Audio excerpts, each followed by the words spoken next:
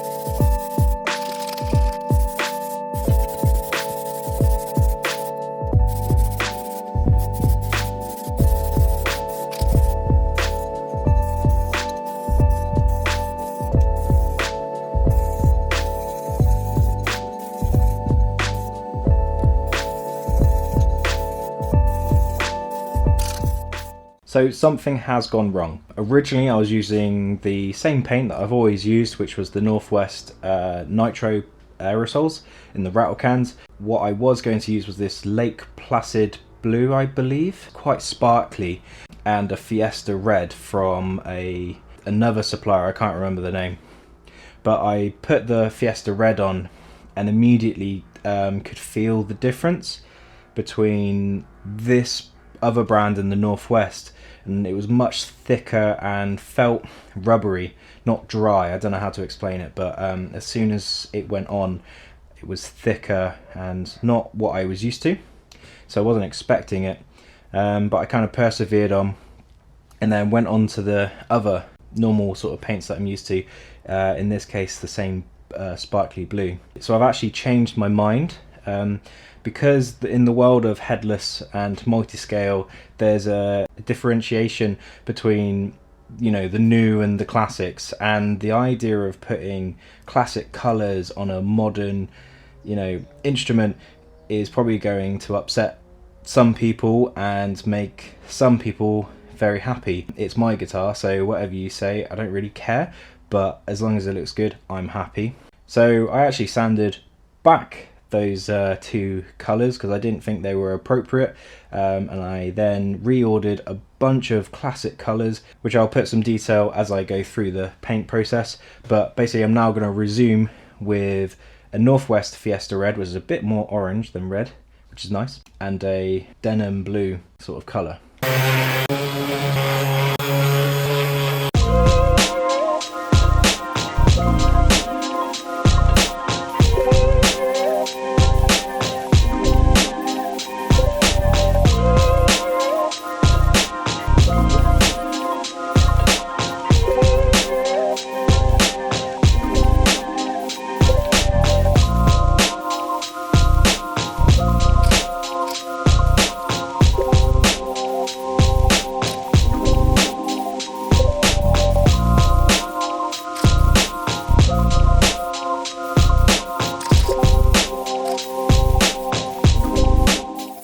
So here we are. This has got all the colours that I've shown previously, and I've finished it off with 2 coats of black. What I'm going to do, you can see the difference between where I've painted and grain filled, and yeah, it's quite a nice texture there. So it's a lot smoother, but this has got all sorts of classic colours hidden underneath the black, which is exactly what I want. So I'm not actually going to put any satin top coats over it at the moment, because I want to wear through this and then capture that later on down the line. So this is just going to sit in the cupboard for a while until the neck's ready, and then I can assemble it and then have a good play and wear, and find out where the wear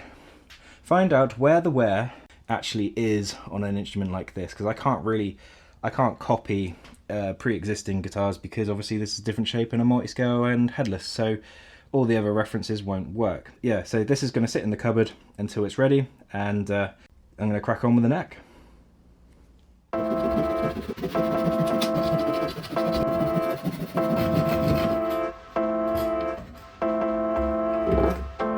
So I've just cut it out of the stock, which is what obviously holds it in alignment on the machine. I've made a slight adjustment to my design, so now where the pinwheel goes, I do this like little curve, just because when I look down in the guitar you can see the bottom of the neck pocket, and I thought this will be a bit nicer, so that's what I'm doing now. But the next stage is to deburr, or take off all the fluffing, where you can see like the cutter has just fluffed up the wood a little bit. Get the side dots put on, so I'm going to use Illumine side dots, which are blue, that's what I've got, and then I've got white pearl inlays to go on the front, so I'll get to it.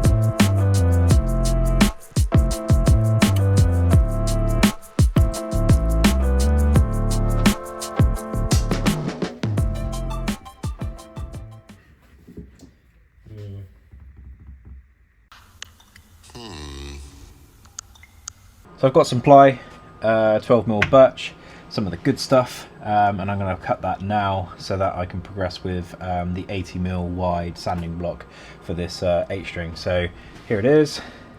I've just, although the vac bed could probably hold it down, just to stop any lateral movement because of the forces of the cutter moving X and Y, I've just screwed it down into these corners.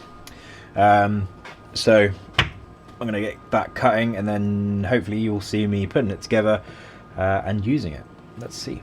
So I've put it together. I'm sure you didn't want to really see me just countersink some bits of wood and then screw it in. But yeah, here we are. So you can see I've got a center line and then kind of a spaces, and the idea is that that's a 6, that's a 7, that's an 8. That's kind of the idea. So I can put any into this. But what it does mean is that when I go to put an 8 string in, carefully, one, it's wider than the 8 string neck, so I might actually have to make a wider one if some crazy person wants a 9 string. But it means that I've got a wider one. So normally they're 70, so if I match that up to there, you can see it's a little bit wider. Might not be obvious to see, but yeah, the idea is that will go in there, and yeah, forwards and backwards, and away we go. But it means that I can actually sand the full width of this and not have any weird things going on. So there we are. Lots of sanding, speedy uppy things.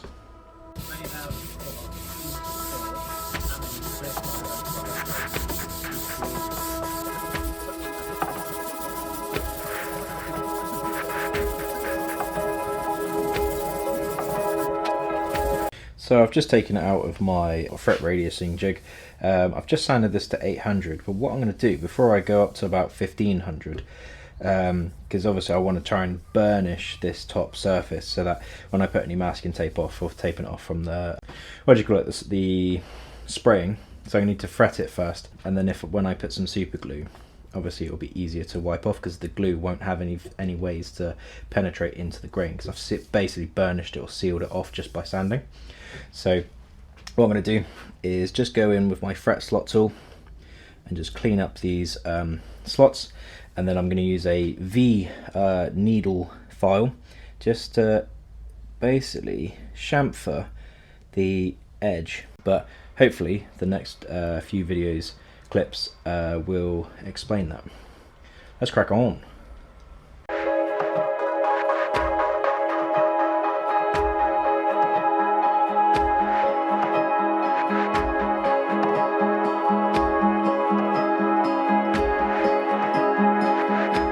Okie dokie, so this top surface has been sanded to 3000 grit so that it burnishes this top surface. So when I go to put any super glue into these slots, just to make any gaps filled for when I put in the stainless frets in, it means that with this surface as it is, it will stop any of that glue penetrating and seals off the grain. But what I'm going to do now is just check to make sure. As you can see, this little crimson thing, that little line there, that's the depth of a good amount of tang. So when you put it into your slot, if you can see any of that black outline, it means that you need to go a bit deeper. When I do the design, I compensate for the sanding process, for going through 120, 220, 320 and all the rest, 400, 600.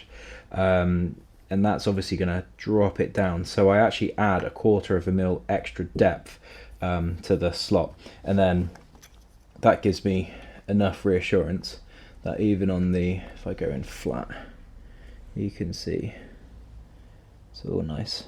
So I'm going to go up and down the fretboard, checking the depth just to make sure there's no anomalies or any dirt stuck into any of these fret slots.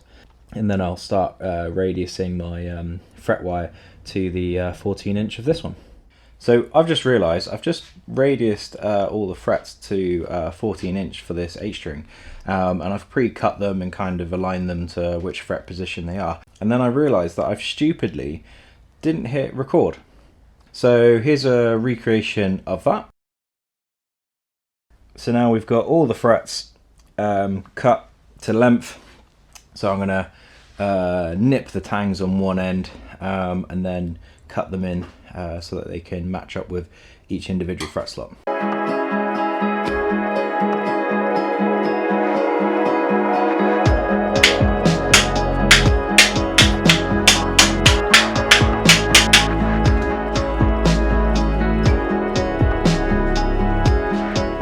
So I've got all 24 of the stainless steel fret wire all done.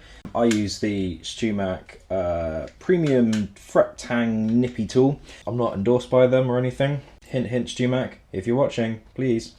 So this basically, this part here, the bits with the barbs, this is what actually goes into the fretboard and what bites.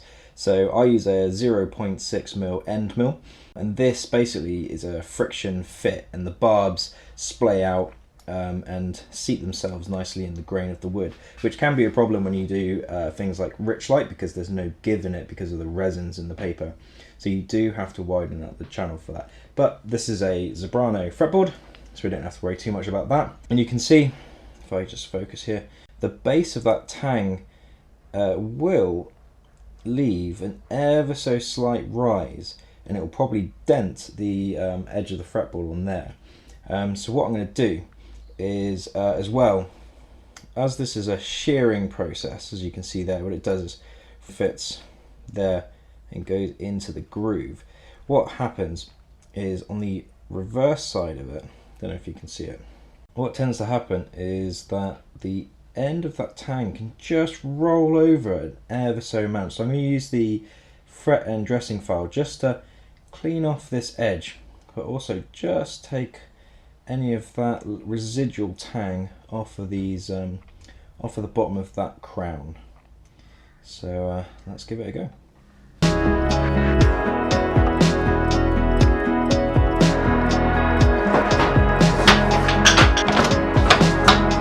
Excuse this awful setup, but it's all I can use at the moment.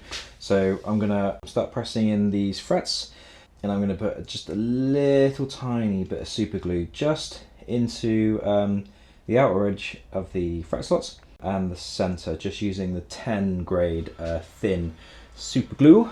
So let's give this a go.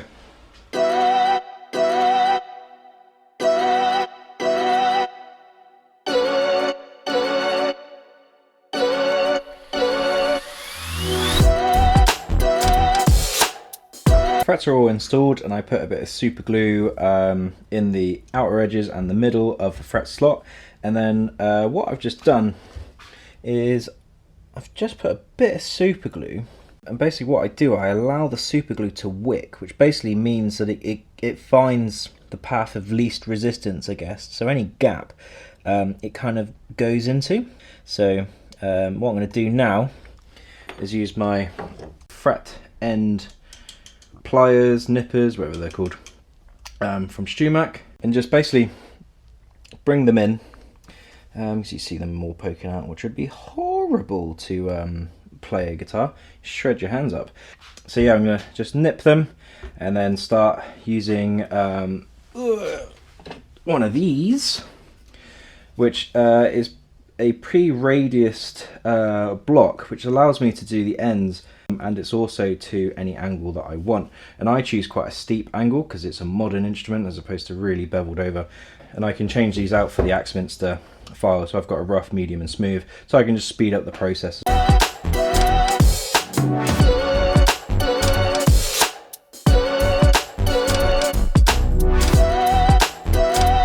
I've just beveled one side, and you can see there's still a little bit of glue there, but that's fine because I'm on the medium file at the moment. So once I've done the opposite side, I'll then switch over to the smooth file, and I'll just get this nice and beveled over, just kissing it, so it's got a bit more of a vintagey feel, which is contradictory on an 8-string multiscale, but hey, especially at Headless.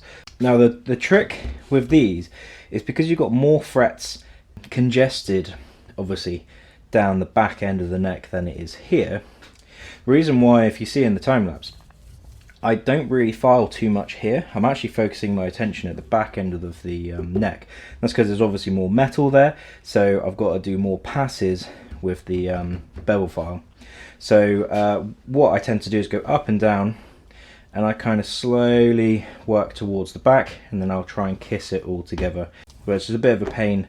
But obviously if you've got then a really long file and were to go and hit it, basically you'll probably wear into this side of the fretboard or neck before you actually kiss the side here.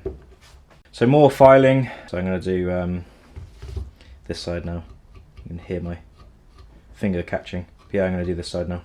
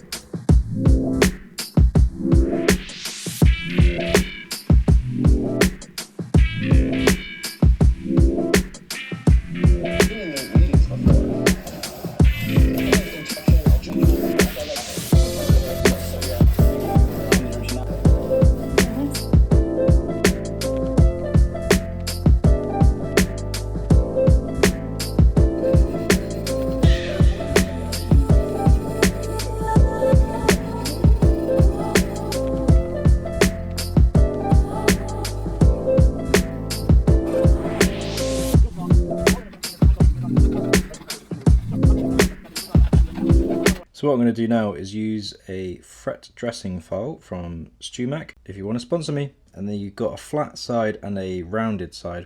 And I'm going to use the rounded side against the fretboard. And I'm just basically going to roll the file over towards the crown. And as I'm doing that, I'm going to be pushing that file forward. Some people seem to work on the opposite side of the fretboard to where they stand. Personally, I like to get quite low, which you'll see in a bit, and sort of almost go eye level with it, and then I can see what I'm doing.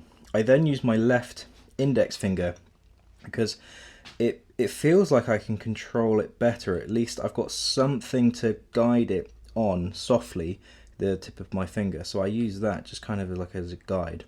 So the motion is this as I'm going over. And I'll go up and down the fretboard, and I'll just get a nice clean sort of chamfer or round over of this sharp edge, because obviously this isn't dressed. So nice and sharp, you would shred your fingers up on that still. So this is what the dressing is all about.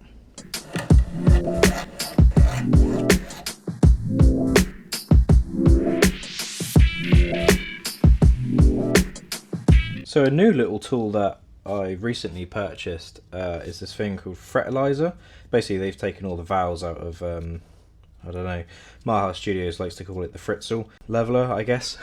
Although I don't have a basement in my garage, so can't make that joke. It's basically a guide for sanding paper, and they give you all sorts of mixtures of grits. This is 1500, and basically a nice like palm tool with a nice groove. So what I'm going to do, I'm just going to go over all the tops of the frets and just kiss the top, because it's all leveled, but I want to try and evenly put the same amount of wear, so to speak, or sanding across all of them, and just give it work through the grits. So I'm going to go 1500, 3000 and then 7000, which all comes with this nice little kit. So yeah, I'm pretty happy so far with it.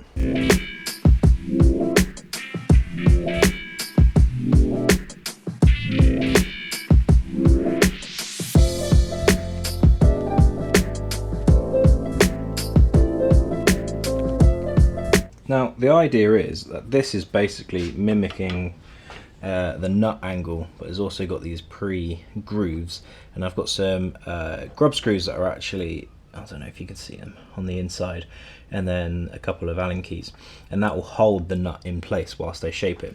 And it's kind of radius to what, focus, it's kind of radius to what I need it to be. And I've given myself some wiggle room. But the idea is I go in with a 10 on all of these, and then I can start working up to my 10, 13 and all the rest up to 80, which is what this guitar is being designed with, is the NYXL 9 to 80 8-string pack. So what I'm going to do, I'm going to get the nut out, make sure it's got the right width, because I think sometimes these really come out about 3 point something. I mean, what does it say on the pack? 3.17. So, and I do these to 3.2, which might not be enough tolerance, but we'll just sand it down on one face, and then it gets rid of that like embossment branding of the logo. And then I can put it into the jig, and I can start cutting it to the right width, because these are oversized there and there. And then I can start cutting in my strings, and this is designed go down to the correct depth. So you can see on the left hand side here, and how do I know? Because it says top, so top of the neck. So this is the straight way, the correct way, sorry. I can then cut down to them, and then when I start feeling the plastic being cut, which will feel very different to this, that's when I stop. And there's a bit of wiggle room, but this basically is going to give me about 90% getting it there, and then once it's all set up and ready to go, I can then dial it in.